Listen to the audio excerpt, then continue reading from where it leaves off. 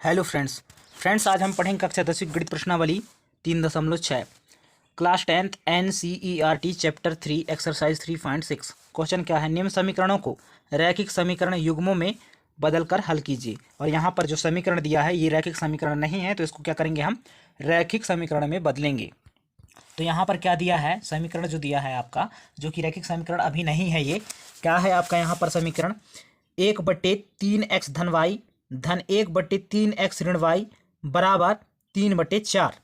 और जो नीचे दिया है क्या दिया है, 1/2 कोष्टक के अंदर 3x धन वाई कोष्टक बंद ऋण 1/2 कोष्टक के अंदर 3x ऋण वाई बराबर ऋण 1/8।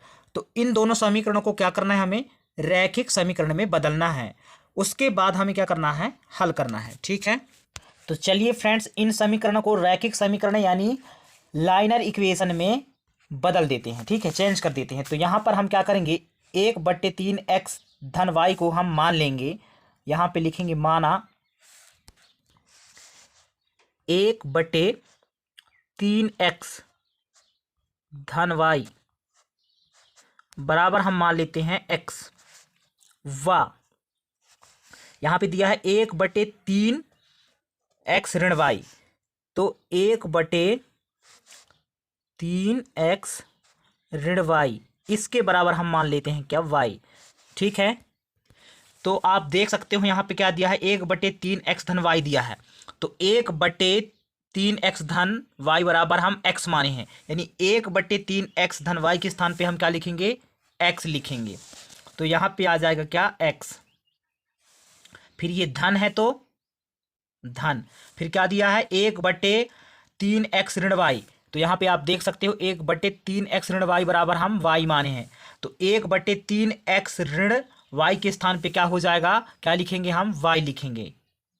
उसके बाद यहाँ पे क्या दिया है, बराबर 3/4, तो बराबर 3/4। उम्मीद कर रहा हूँ कि आप लोगों को समझ में आया है, और आराम से समझिए, ज़्यादा स्पीड हम नहीं चलेंगे, बिल्कुल बेसिक से समझेंगे और बहुत ही आराम से। ठीक है, जल्दबाजी नहीं है हमें, क्योंकि पूरी विधि अच्छा से समझना है। ठीक है, यहाँ तक समझ में आया।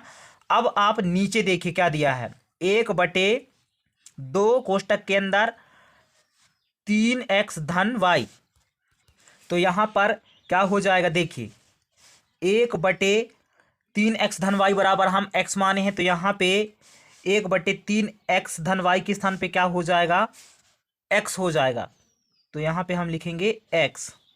उसके बाद ये देख सकते हो ये /2 में है, तो यहाँ भी बटे किस में आएगा, 2 में आएगा। उसके बाद यहाँ पे ऋण है तो ऋण, यहाँ पे दिया है 1/2 कोष्टक के अंदर x ऋण वाई, तो 1/3x ऋण वाई बराबर हम क्या माने हैं, y माने हैं। यहाँ भी 3x ऋण वाई है, 1/3x ऋण वाई, तो इसके स्थान पे क्या मानेंगे, क्या लिखेंगे, y माने हैं, तो y लिखेंगे। ठीक है, तो यहाँ पे आ जाएगा y, और ये वाली जो 2 है बट्टे में है, तो यहाँ भी आ जाएगा /2। उसके बाद बराबर क्या दिया है, ऋण 1/8, तो ऋण 1/8। उम्मीद कर रहा हूँ कि आप लोग अच्छा से समझ गए हों। अब आगे क्या होगा, देखिए यहाँ पर हम सूचित करता है चिन्ह, इसके सामने ही लिख लेते हैं। तो यहाँ पे क्या दिया है, x धन y, ये y को अच्छा से बना लेते हैं, थोड़ा समझ में नहीं आ रहा, y जैसे नहीं दिख रहा है, तो ये आपका y है। फिर बराबर क्या है, 3/4 है। उसके बाद यहाँ पर इसके सामने क्या लिख देंगे, क्योंकि इसको लिखेंगे तो ये क्या हो जाएगा, देखिए यहाँ पर ध्यान दीजिए क्या है, x/2 ऋण y/2, यानी कि x का बटे भी 2, y का बटे भी 2। तो हम यहाँ पे इसको ऐसे लिख सकते हैं, देखिए x ऋण y, x ऋण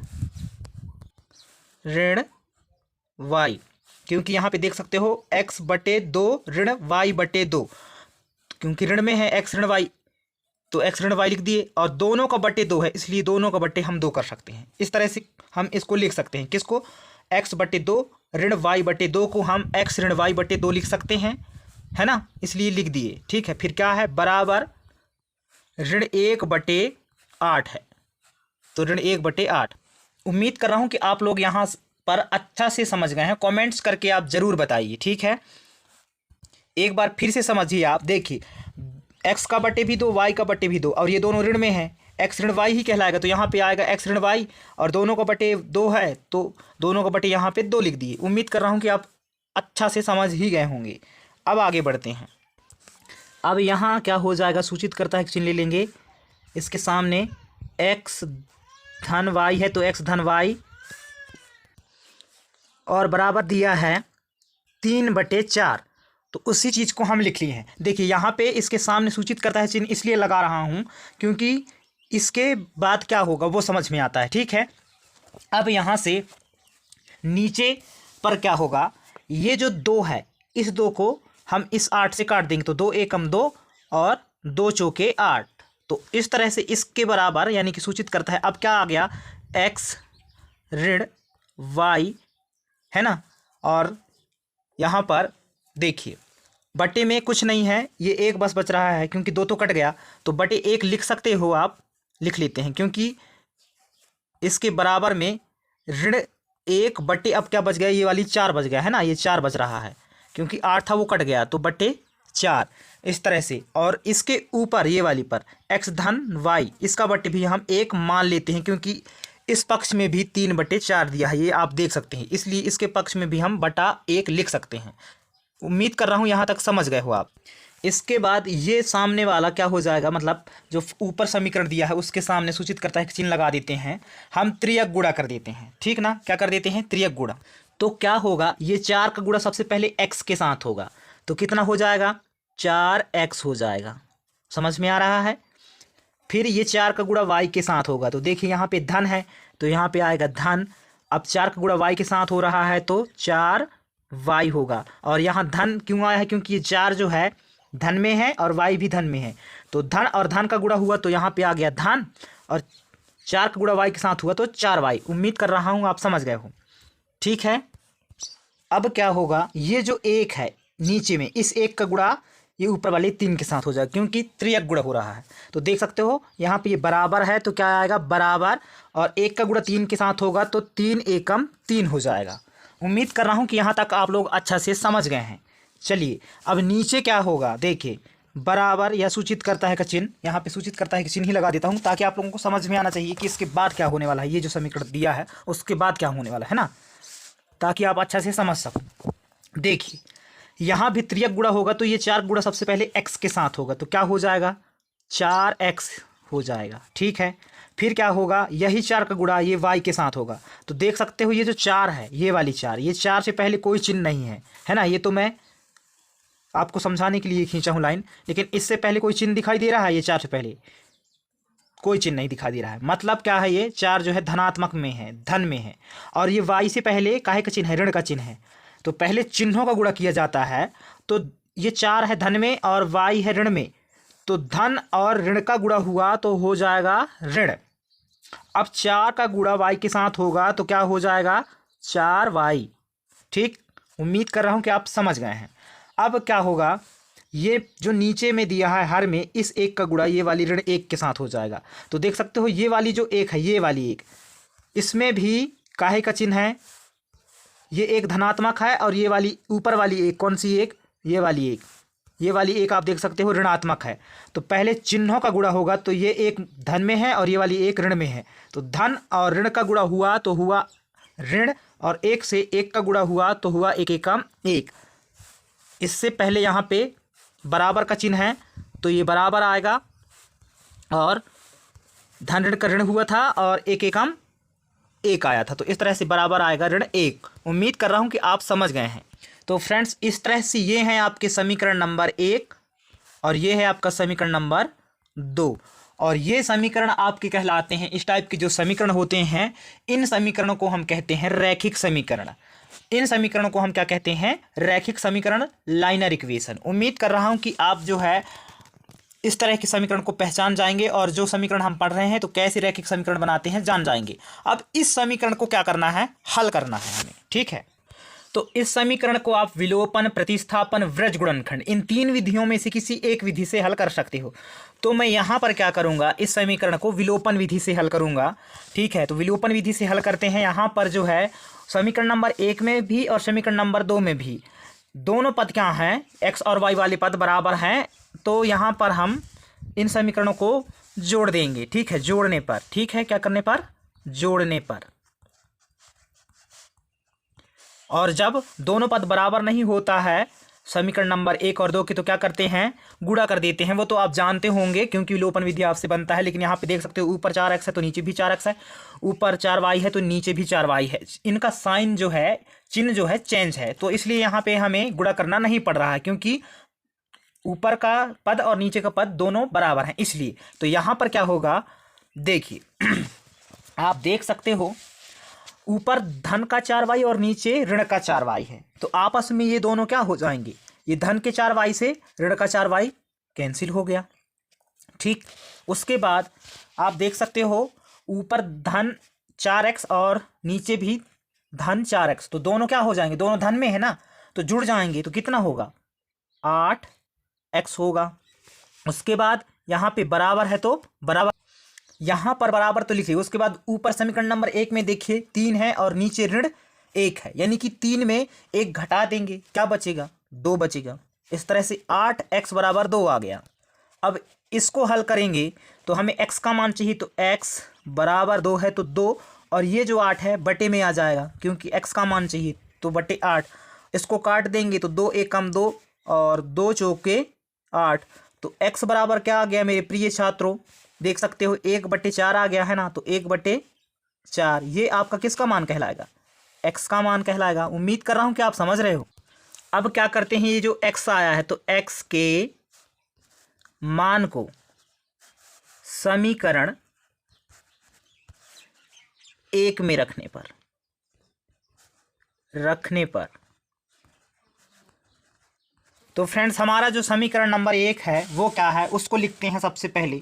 तो हमारा समीकरण नंबर 1 है 4x ऋण 4y बराबर ऋण 1, ये हमारा समीकरण नंबर 1 है। अब क्या करेंगे, यहाँ पर x के स्थान पर x का मान पुट करेंगे, रखेंगे। तो देख सकते हो यहाँ पर सबसे पहले क्या दिया है, 4 है तो 4 लिखेंगे, फिर ये दिया है x, तो x का मान रखेंगे। तो x का मान क्या आया है, x बराबर क्या आया है, 1/4 आया है, तो इस x के स्थान पे क्या लिखेंगे, 1/4 लिखेंगे। फिर क्या है, ये ऋण है तो ऋण, फिर 4y है तो 4y, फिर बराबर क्या है, ऋण 1 है तो ऋण 1। तो इस तरह से फ्रेंड्स ये x के स्थान पे हम ये x का मान रख दिए हैं। उम्मीद कर रहा हूँ यहाँ तक समझ गए हो आप। अब यहाँ से क्या होगा मेरे प्रिय छात्रों, ये 4 से ये 4 को हम काट देंगे, बचा क्या, देखिए 4 एकम 4 और 4 एकम 4, तो इस तरह से देखिए ये 1 बच गया और 1/1 बच गया। इसका मतलब 1/1 तो लिखते नहीं हैं तो 1 लिखेंगे, और ये 1 का गुणा 1 के साथ होगा तो 1 एकम 1 ही आएगा। इस तरह से यहाँ कितना आ जाएगा, 1 बस आ जाएगा। उम्मीद कर रहा हूँ कि आप समझ गए हो, ठीक है ना, सीधी सी बात है। ये 4 से ये 4 कट गया, बचा क्या, 1 बस बचा ना, ठीक। उसके बाद यहाँ से ऋण 4y है तो 4y और बराबर ऋण 1 है तो ऋण 1। उम्मीद कर रहा हूँ आप समझ रहे हो। यहाँ से आप कर दीजिए क्या, पक्षांतरण करोगे, y का मान चाहिए क्योंकि x का मान हम पहले से निकाल लिए हैं। तो यहाँ पे हम क्या करेंगे, 4y को पहले लिखेंगे, लेकिन ऋण में है तो ऋण 4y लिखेंगे, फिर बराबर वाले पद को लिखेंगे, बराबर के बाद जो अंक है उसको लिखेंगे। तो बराबर के बाद क्या है, आप देख सकते हो ऋण 1 है तो ऋण 1। उसके बाद ये वाला जो 1 है इसको हम बराबर की साइड लाएंगे क्योंकि पक्षांतरण हो रहा है तो इसका साइन चेंज हो जाएगा, चिन्ह चेंज हो जाएगा।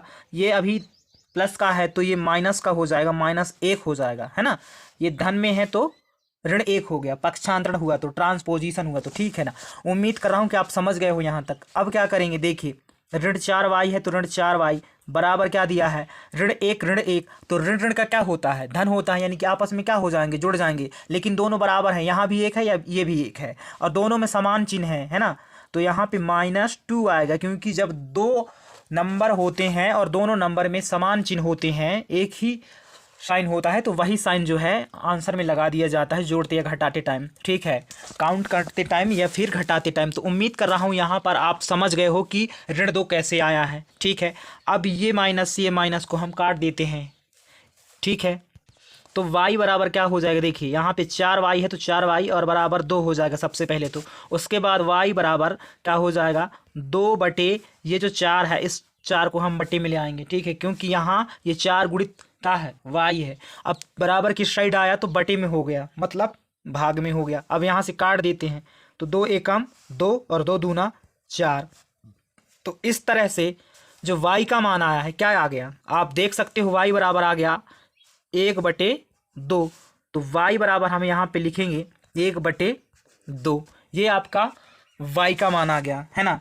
ठीक है, तो फ्रेंड्स यहाँ पे हम एक बार लिख देते हैं जो हमारा x का मान आया है। ठीक है, क्या आया है, x बराबर, ये x है आपका, चलिए अच्छा से बना लेते हैं यहाँ, ये आपका x, इसके बराबर क्या आया है 1/4 आया है।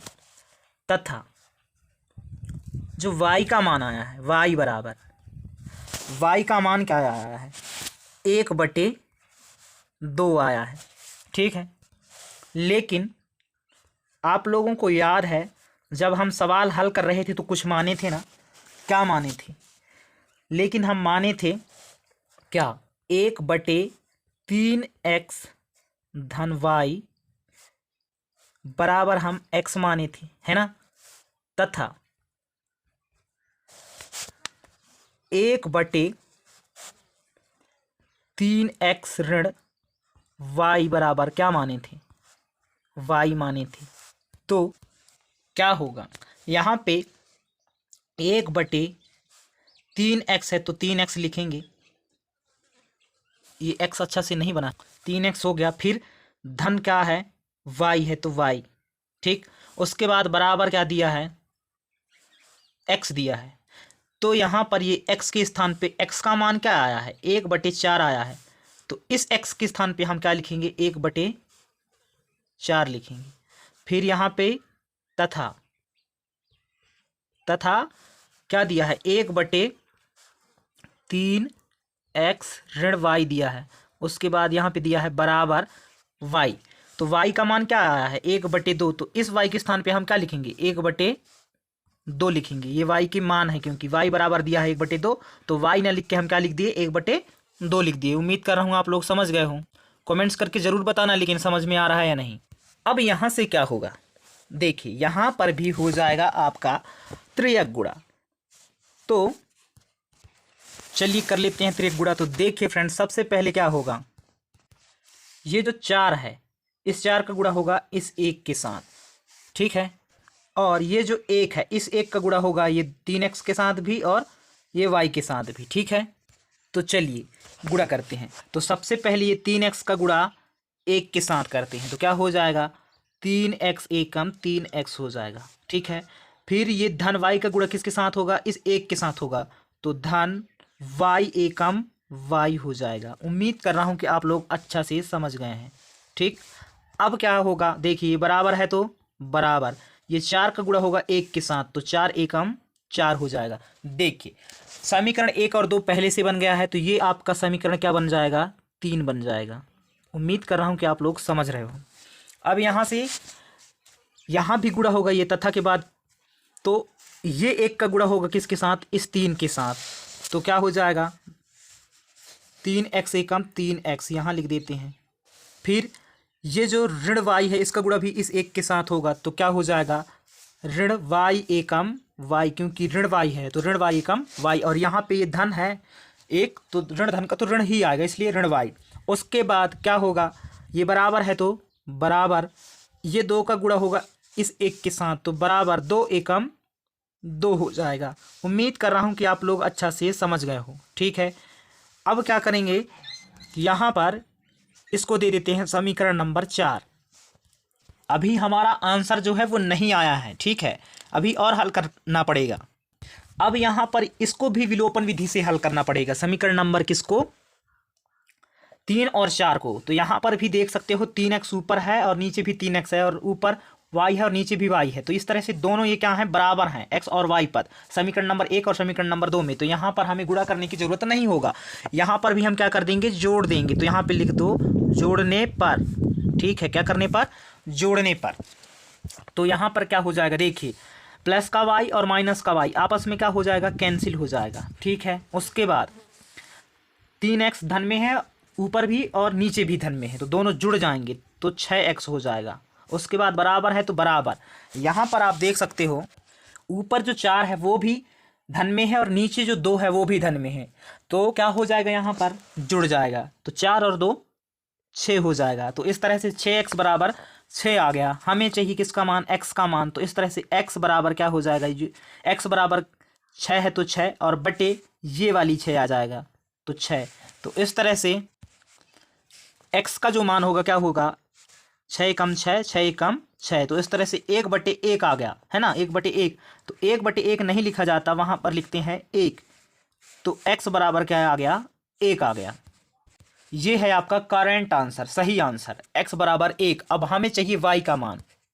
तो फ्रेंड्स y का मान ज्ञात करने के लिए जो x बराबर आया है 1, तो x के मान को समीकरण 3 में रखने पर, और हमारा समीकरण नंबर 3 क्या है, 3x धन y बराबर 4, समीकरण नंबर 3 है ये। अब यहाँ पर क्या होगा, 3 है तो 3 लिखेंगे, उसके बाद ये दिया है क्या, x है ना, ये x दिया है, तो x बराबर आया है 1। तो इस x के स्थान पे हम लिख देंगे कोष्टक के अंदर 1, फिर धन y है तो y, फिर बराबर 4 दिया है तो बराबर 4। इस तरह से हम समीकरण नंबर 3 में x का जो मान आया है 1, उस मान को x के स्थान पे रख दिए हैं। अब आगे बढ़ते हैं। तो यहाँ पर क्या होगा फ्रेंड्स, देखिए 3 कोष्टक के अंदर x, इसका मतलब क्या होता है, मैं हर सवाल पे बताता हूँ लगभग कि कोष्टक का मतलब होता है गुणा, यानी कि यहाँ पर क्या है 3 गुणित 1 है, तो 3 का गुणा 1 के साथ होगा तो क्या हो जाएगा, 3 एकम 3 और धन y है तो y, फिर बराबर 4 है तो बराबर 4। अब यहाँ से क्या हो जाएगा, पक्षांतरण कर देंगे क्योंकि हमें y का मान चाहिए, तो यहाँ पे लिख रहा हूँ मैं पक्षांतरण, आप लिख लेना पक्षांतरण करने पर। तो y बराबर क्या हो जाएगा, क्योंकि हमें y का मान चाहिए तो y पहले लिखेंगे, बराबर 4 है तो 4, और ये जो 3 है, 3 से पहले कोई चीज़ नहीं, मतलब धनात्मक है तो इसका साइन चेंज होगा, प्लस में है ये 3 तो ये माइनस में हो जाएगा, क्योंकि पक्षांतरण हो रहा है तो -3 आ जाएगा, यानी कि ऋण 3 आ जाएगा पक्षांतरण होगा तो क्या आ गया, y बराबर 4 ऋण 3 आ गया। ठीक, अब यहाँ से y बराबर क्या हो जाएगा, देखिए 4 ऋण 3 कह रहा है, तो y का मान क्या आ गया, 4 में 3 घटाएंगे तो 1 आ गया। तो इस तरह से फ्रेंड्स आपका y का मान भी 1 आ गया है ना, और x बराबर भी यहाँ पे एक बार मैं लिख देता हूँ, हमारा x का मान भी क्या आया है, x का मान आया है 1 है ना, x का मान भी 1 आया है, व y का मान y बराबर भी क्या आया है, 1 आया है। ये आपका करेंट आंसर है, सही आंसर।